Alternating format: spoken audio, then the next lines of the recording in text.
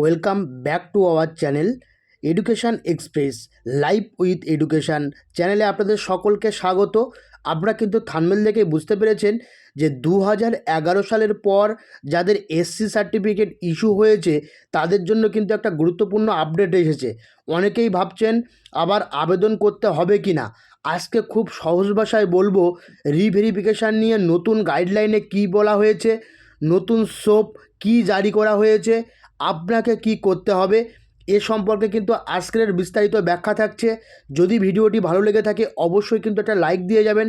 আর যদি চ্যানেলে নতুন হয়ে থাকেন চ্যানেলটিকে সাবস্ক্রাইব করে পাশে থাকা বেল আইকনটি প্রেস করে রাখবেন, যে এরকম নতুন নতুন ভিডিওর তথ্য আপনাদের সামনে প্রথমেই যেন চলে আসে।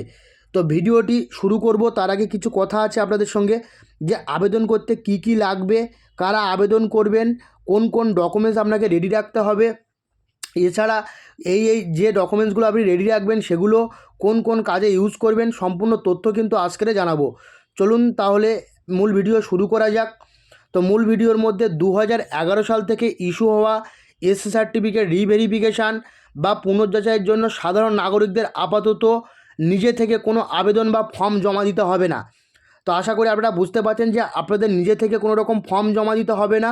পশ্চিমবঙ্গ সরকারের অনগ্রসর শ্রেণীর কল্যাণ দপ্তর জুন 2026-এ প্রকাশিত নতুন গাইডলাইন বা সোপ স্ট্যান্ডার্ড অপারেটিং প্রসিডিওর অনুযায়ী এই যাচাইকরণ প্রক্রিয়াটি মূলত একটি প্রশাসনিক স্তরীয় অভ্যন্তরীণ কাজ। মানে এটা হচ্ছে অ্যাডমিনিস্ট্রেটিভ প্রসেস, এটা নিজস্বভাবে এরা করবে এই কাজটা। এই কাজের জন্য আপনাকে কোনোভাবেই কিন্তু কোনো জায়গায় ছোটাছুটি করতে হবে না। কখন ছোটাছুটি করতে হবে, যখন আপনার সার্টিফিকেটের কোনো রকম ইস্যু দেখা দেবে তখন কিন্তু আপনাকে ডাকবে, তখনই কিন্তু আপনাকে এইটা বিষয় নিয়ে ছোটাছুটি করতে হবে বা যেতে হবে।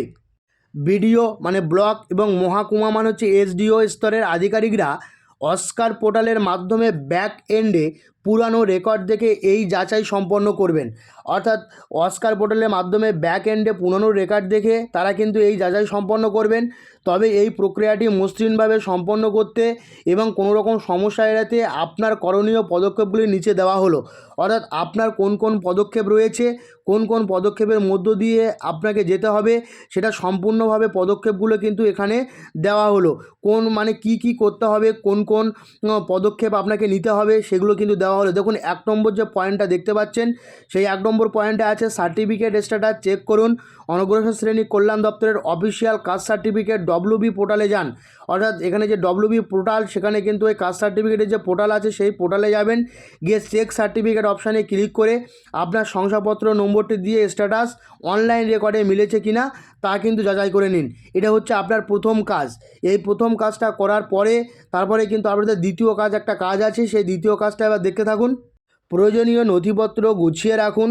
যদি আপনার সার্টিফিকেটের তথ্যে কোনো অসঙ্গতি বা গরমিল পাওয়া যায় তবেই কেবল স্থানীয় প্রশাসন বিডিও বা এসডিও অফিস থেকে আপনাকে নথিসহ সশরীরে উপস্থিত হতে বলা হতে পারে।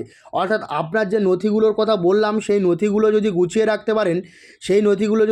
রাখতে পারেন তাহলে কিন্তু সেই কোন কোন নথি সেই নথিগুলো একবার আপনাদেরকে দেখিয়ে দেবো। অর্থাৎ এখানে কিন্তু প্রয়োজনীয় নথিগুলো গুছিয়ে রাখতে বলা হয়েছে বিডিও বা এসডিও অফিস থেকে, আপনাকে কিন্তু সেখানে সশরীরে উপস্থিত হতে বলা হয়েছে। তো সেখানে কোন কোন নথিগুলো লাগবে একবার দেখে নিন আপনারা প্রত্যেকেই। আগে থেকেই নিচের কাগজপত্রের মূল কপি ও জেরক্সগুলো গুছিয়ে রাখুন। অর্থাৎ এগুলোর কিন্তু মূল কপি নিয়ে যেতে হবে এবং জেরক্সগুলো আপনাকে গুছিয়ে রাখতে হবে। মূল SC certificate, Aadhaar card, voter card, ration card এগুলো কিন্তু আপনার এবং আপনার পরিবারে যাদেরকে নিয়ে করেছেন তাদের বংশতালিকা, ফ্যামিলি লিঙ্কেজ বংশতালিকা যদি থাকে, এবং বাবা ও ঠাকুরদা এইসবে তাদের ছবি, ঠাকুরদা আত্মীয় পুরানো ল্যান্ড রেকর্ড মানে জমির দলিল বা school living certificate, passport size photo, এই সকল সমস্ত জিনিসগুলো কিন্তু আপনাদের লাগবে। এই সমস্ত জিনিসগুলো আপনারা এখনই রেডি করে রাখুন। কখন যদি আপনাকে যখন ডাকবে তখন কিন্তু এই সব জিনিসগুলো আপনাকে দেখাতে হবে এবং নিয়ে যেতে হবে। এছাড়া আপনারা প্রত্যেকে জানেন তো 1950 সালের দলিল, এছাড়া কিন্তু 1971 সালের যে গভর্নমেন্ট আইডি প্রুফ যেগুলো যদি থেকে থাকে তাহলে কিন্তু এগুলোও নিয়ে যেতে পারেন। তো এক্ষেত্রে কিন্তু আপনাকে সম্পূর্ণভাবে সব কিছু দিয়ে রেডি থাকতে হবে, না হলে কিন্তু আপনি সমস্যায় পড়বেন। তো সম্পূর্ণ ভিডিওটি দেখবেন, না হলে কিন্তু এই ভিডিও থেকে আপনারা কিছু বুঝতে পারবেন না। সম্পূর্ণ ভিডিওর মধ্যে কিন্তু অনেক রকম ইনফরমেশনাল তথ্য দেওয়া আছে। তো সম্পূর্ণভাবে ভিডিওটি দেখার অনুরোধ রইল। যে সমস্ত বন্ধুরা আমার চ্যানেলে নতুন আছেন তারা কিন্তু চ্যানেলটিকে সাবস্ক্রাইব করে পাশে থাকা বেল আইকনটি প্রেস করে রাখবেন। এরপরে আমরা 3 নম্বর যে ব্যাপারটা দেখব, 3 নম্বর ব্যাপারে বলছে স্থানীয় নোটিশে নজর রাখুন। আপনার এলাকায় গ্রাম পঞ্চায়েত অফিস, মিউনিসিপ্যালিটি বা ব্লক অফিস, অর্থাৎ আপনাকে কিন্তু নজর রাখতে হবে আপনার গ্রাম অঞ্চলের যেটা গ্রাম পঞ্চায়েত অফিস, মিউনিসিপ্যালিটি বা ব্লক অফিস এর নির্দিষ্ট কোনো ক্যাম্প বা ভেরিফিকেশান তালিকা দেওয়া হচ্ছে কি না সেদিকে কিন্তু খেয়াল রাখতে হবে আপনাকে। বিশেষ করে যারা দুয়ারে সরকার ক্যাম্পের মাধ্যমে সার্টিফিকেট পেয়েছিলেন তারা স্থানীয় প্রশাসনিক বিজ্ঞপ্তিতে বেশি সতর্ক থাকুন। অর্থাৎ এই যে দুয়ারে সরকার থেকে যেটাভাবে মুড়ি মুড়কির মতো সার্টিফিকেট দেওয়া হয়েছিল তারাই কিন্তু বেশি সতর্ক থাকতে বলা হয়েছে। আতঙ্কিত হওয়ার কোনো কারণ নেই। এটি শুধুমাত্র শংসাপত্র সত্যতা ও ডাটাবেস নির্ভুল করার জন্য সরকারের একটি প্রশাসনিক পদক্ষেপ। তাহলে আশা করি ব্যাপারটা বুঝতে পারছেন, তাদেরকে সতর্ক থাকতে বলা হয়েছে এবং কোনো রকম আতঙ্কিত হবেন না প্রত্যেককে বলবো। এবং এটা কিন্তু সম্পূর্ণ আপনার শংসাপত্রের সত্যতা এবং ডাটাবেসগুলি করার জন্য, নির্ভুল করার জন্য এই প্রশাসনিক পদক্ষেপটা কিন্তু নেওয়া হয়েছে। তো আশা করি সমস্ত ভিডিওটা আপনারা বুঝতে পেরেছেন। যদি ভিডিওর মধ্যে কোনো রকম ভুল ত্রুটি হয়ে থাকে অবশ্যই ক্ষমা মার্জনীয়।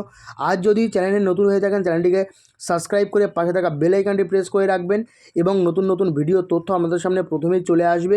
আর যদি ভিডিওটি ভালো লাগে একটা লাইক এবং কমেন্ট করতে ভুলবেন না। তো আজ এই পর্যন্ত। যদি কারোর কোনো সমস্যা বা কোয়ারিজ থাকে অবশ্যই কিন্তু আমাকে কমেন্ট করতে ভুলবেন না। প্রত্যেকের কমেন্ট কিন্তু আশা করছি। তো আজ এই পর্যন্ত। পরবর্তী কোনো ভিডিওতে কিন্তু আপনাদের সঙ্গে আবার দেখা হচ্ছে। সকলে ভালো থাকবেন, সুস্থ থাকবেন।